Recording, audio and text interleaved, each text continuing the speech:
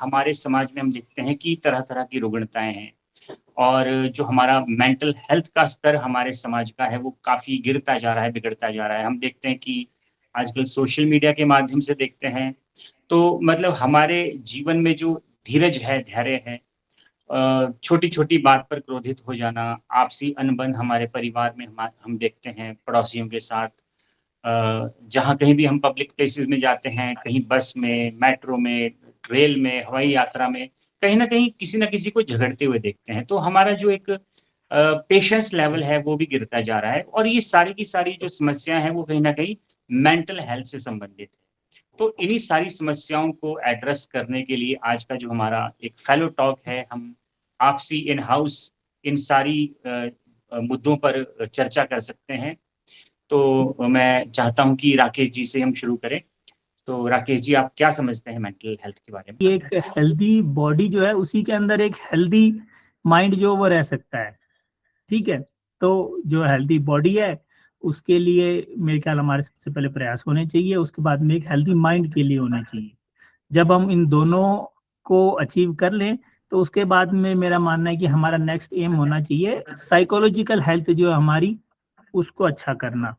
और psychological health जो है उसको भी हम अच्छा कर ले, उसके बाद में कहीं ना कहीं उसके जो आगे की स्टेजेस हैं उनकी तरफ हम बढ़े, जिनमें कि जैसा हम कहा जाता है कि जो बॉडी है माइंड है वो अच्छा हो गया, साइकोलॉजी अच्छी हो गई, तो फिर हमें कहीं ना कहीं काम करना चाहिए हमारी आत्मा के लिए।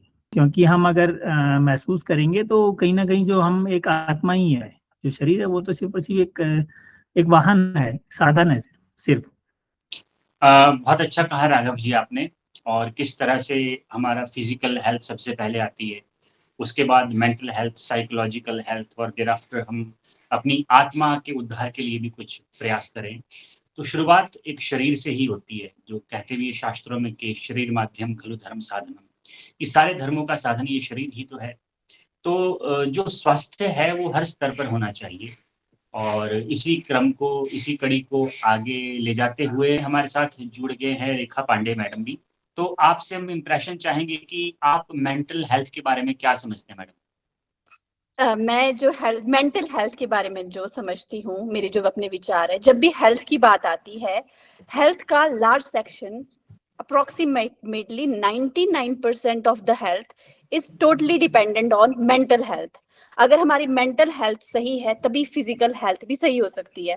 मुझे लगता है कि person who is more focused towards physical health by undermining mental health, तो वो अपनी फिजिकल हेल्थ में भी अच्छा नहीं कर सकती, दोनों हो सकता है। इसीलिए I think we should pay much attention towards mental health. And mental health को सही रखने के लिए हमें पहले तो discussion, dialogue and discussion should be there. इसलिए बहुत जरूरी है कि जब भी मेंटल हेल्थ की बात आए तो डायलॉग और डिस्कशन के साथ साथ आप नेचुरल चीजों में भी ध्यान दें। At the end, whatever is natural, that sustains. So let us go to Satyan sir for his valuable impressions on the mental health. दिमाग में कौंधते अनेक विचार, हृदय में उमड़ते भाव हजार, अगर हम उनको भीतर ही भीतर दबाएं तो बनने लगेंगे वे विकार। अगर हम उनको जस के तस बाहर निकालें तो सामाजिक व्यवहार में नहीं होंगे वे स्वीकार। जो हमारे हृदय में भाव उमड़ते हैं और दिमाग में विचार कौंधते हैं, अगर हम उनको भीतर भीतर दबाएं तो बनने लगेंगे वे विकार, होने लगेंगे हम टेंशन, एंजाइटी और डिप्रेशन के शिकार। मानसिक अवसाद के अनेक प्रकार, संवाद ही है सबका एक उपचार, संवाद ही है सबका एक उपचार। यह सार्वभौमिक ज्ञान है कि संवाद में ही भीतर के अवसाद का और बाहर के विवाद का समाधान है। अर्थात अगर हम संवाद करते हैं तो हमारे भीतर जो अवसाद है, मानसिक स्वास्थ्य को जो दुरुस्त नहीं रहने दे रहा है, जो मानसिक स्वास्थ्य को प्रभावित कर रहा है, दुष्प्रभावित कर रहा है, तो उसका जो एक समाधान है वो संवाद है। धन्यवाद सर। और जैसा कि आपने मेंटल हेल्थ के ऊपर अपने विचार रखे, बहुत ही प्रासंगिक हैं और बहुत ही महत्वपूर्ण हैं। और आपने समाधान दिया कि एक संवाद के माध्यम से जो हम मेंटल हेल्थ का जो हमारा जो मेंटल बैंक्रप्सी की जो हमारी प्रॉब्लम है समाज की, उससे निदान पा सकते हैं। इस बात पर ध्यान आपका केंद्रित करना चाहूँगा कि हमारी जो आज की पीढ़ी है, वो सबसे ज़्यादा संपन्न पीढ़ी है आज तक जो भी इस धरती पर कोई भी पीढ़ी रही हो। लेकिन उतनी ही संपन्नता के साथ जो हम मानसिक रूप से जो सबसे जो रुग्ण या फिर मानसिक रूप से जो सबसे ज़्यादा विकार से ग्रस्त जो पीढ़ी है, वो भी हमारी ही पीढ़ी है। इस बात में भी कोई दो राय नहीं होनी चाहिए। तो इतनी संपन्नता के बावजूद भी हम यदि शांत ना हो, तो ऐसी संपन्नता का कोई अर्थ नहीं रह जाता है। उससे बेहतर तो हमारी पुरानी पीढ़ियाँ थी, जो इतनी संपन्न नहीं थी और विपन्नता से जूझकर उन्होंने अपने पूरे जीवन को बिताया। लेकिन उसके बावजूद भी अपने जीवन में जो खुशहाली का स्तर उनका रहा था, वो हमारे से बेहतर था। आजकल हम देखते हैं कि फ्लैट कल्चर राइज पे है, लोग अपने पड़ोसियों से, अपने घर के सदस्यों से ही बात नहीं कर पाते हैं। अपने आस-पास उनके कौन रहता है, उन्हीं के लिए जो है वो वेलकमिंग जेस्चर नहीं दिखा पाते हैं।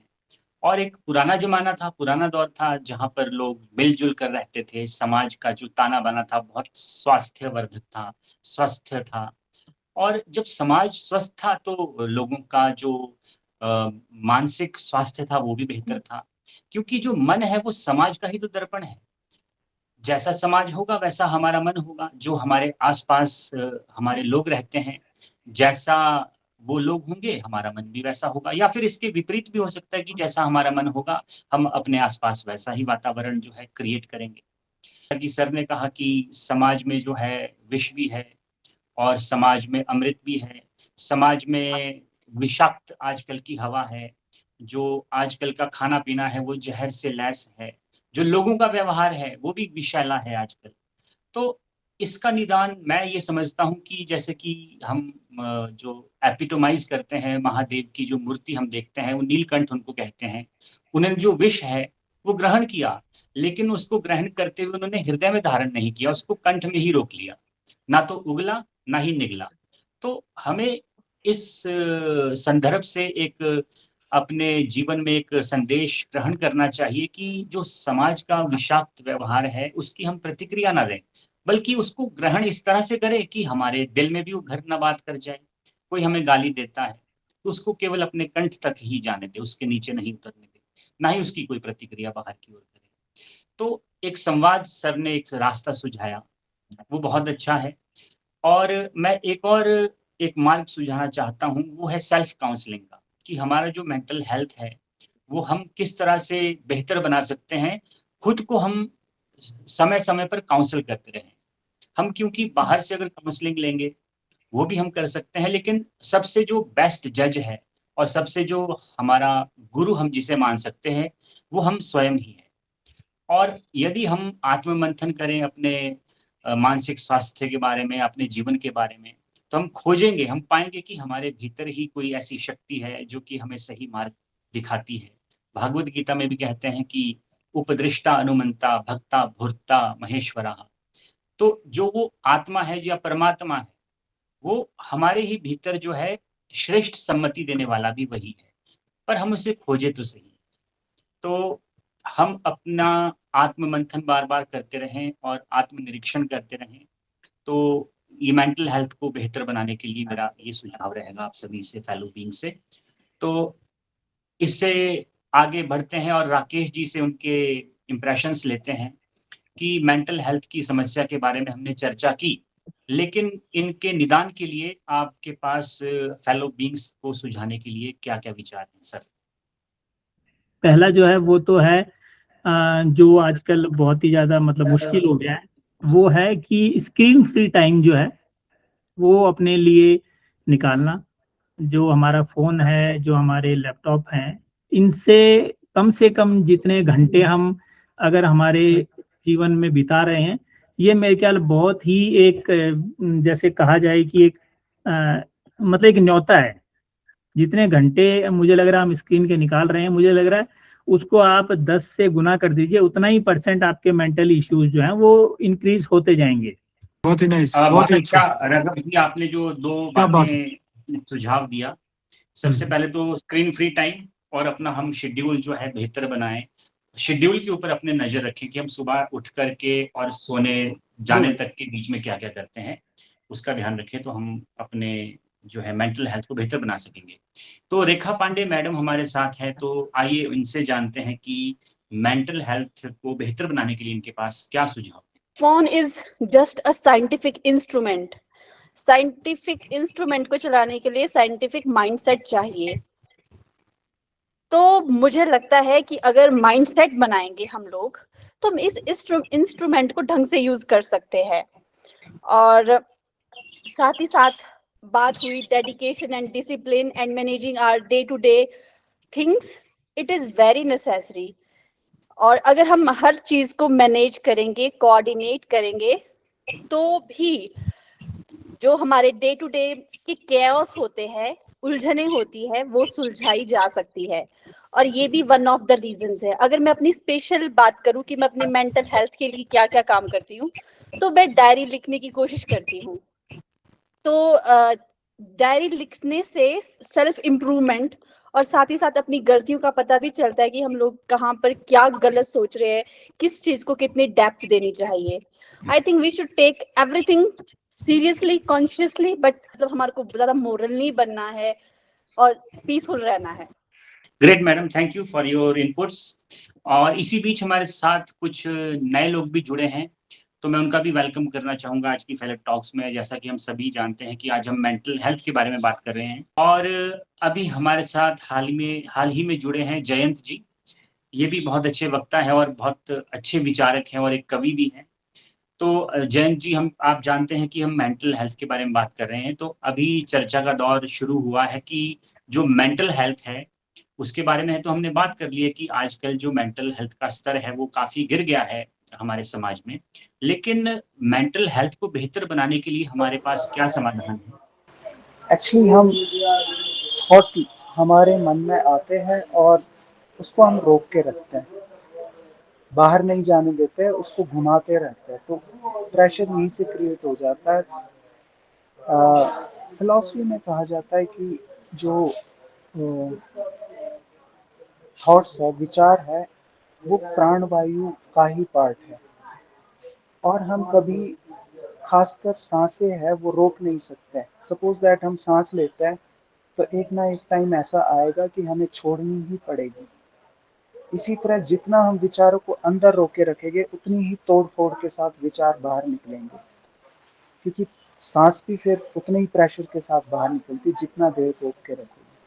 सृष्टि जी, आप मेंटल हेल्थ के बारे में और मेंटल हेल्थ को बेहतर बनाने के लिए फेलो बीइंग्स को क्या सुझाव देंगी? So what I feel is that जो mental health है, like as being a youth, I could connect with it a lot. क्योंकि मैंने देखा है कि आजकल what is the most important significant issue among youth is mental health. हम सारे कहीं ना कहीं सफ़र कर रहे हैं mental health diseases से। आप देखो कि हर 100 में से एक जो इंसान, और I would say like 90% of the youth, वो either FOMO से जूझ रहे हैं, या फिर anxiety, या फिर depression. These all are the kind of mental health issues. It means that each and everything boils down into technology. अगर देखा जाए जो टेक्नोलॉजी है उसने एक तरह से एक सेंटर स्टेज गेन कर रखा है कि we have started comparison, we have started comparing with ourselves with other people, that social media has kind of influenced this. पहले के टाइम में होता था कि you used to just hang out with the people, you used to spend your time with family, एक तरह से emotions connect होते थे, लोग connect होते थे, and it has somewhat like gained a different stage, or it has become totally opposite of that what is in 21st century. So what I feel is that mental health आपके, it is all about keeping your mind calm, composed and cool, कि आप अच्छी तरह से सोच पाएं, and you should be able to inhale the thoughts nicely. So what I feel is that mental health एक बहुत ही important चीज़ है जो हम सब के पास अच्छी होनी चाहिए. And what I feel is that in order to make your mental health grow even more stronger, just connect with the real thoughts of people, just interact more and more. जैसे कि सत्यन सर भी बताते हैं कि you should like do an exercise that is inhale, retain and exhale. It could help your like chakras to balance nicely, and it could just help you like gain more energy within yourself. So अगर देखा जाए, we have to, as a youth or as a whole I'm saying, we have to strike a good balance between the like use of technology technology and at the same time maintaining the real human connections. इसी की वजह से ही हमारा मतलब देखा जाए तो आजकल सोशल मीडिया और जो टेक्नोलॉजी है इसने हमें बहुत ज़्यादा इन्फ्लुएंस कर रखा है एंड जो लोग हैं ज़्यादा से ज़्यादा वो एक रॉटन लाइफस्टाइल की तरफ जाते जा रहे हैं. उसी टेक्नोलॉजी की वजह से उसी सोशल मीडिया की वजह से like most of the people they are suffering from mental disease. So what I feel is that it is a time to choose the real connection. जैसे कि fellow talks होती है, so we just talk on the different issues, and it is the best way out to like speak your heart out. So what I feel is that इसी तरह से interacting, hanging out, and doing exercise, going on a walk, ये छोटी-छोटी चीजें it could like hold a big impact on your life. So that was all. Very nicely articulated, Srishti ji. आपने बहुत सारे wide thoughts को नटशेल में और ब्रीफली बहुत अच्छे से प्रेजेंट किया यहाँ पर. और हमारे साथ अभी एक नए पार्टिसिपेंट्स अभी जुड़े हैं, सोनिया जी. तो इनसे भी हम जानना चाहेंगे कि मेंटल हेल्थ को बेहतर बनाने के लिए इनके पास क्या सुझाव हैं. तो मेंटल हेल्थ को इम्प्रूव करने के लिए आई थिंक जो हम एक्स्ट्रा करिकुलर एक्टिविटीज, जो हमारी इंटरेस्ट की चीजें हैं, आई थिंक मेरे को ऐसा लगता है हमें वो करनी चाहिए. विदाउट किसी चीज में अगर हमारा इंटरेस्ट नहीं है, अगर हम वो चीज को ज्यादा अपने ऊपर हावी होने दे रहे हैं, तो it means we are destroying our mental health actually. Very nice, madam.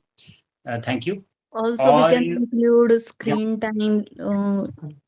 Screen time जो है वो हमारा कम होना चाहिए. लाइक आजकल जैसे चल रहा है, रील्स में हम 2-2, 3-3 आवर्स जो है वो स्पेंड करते हैं. तो we should decrease that time, screen time, scrolling time.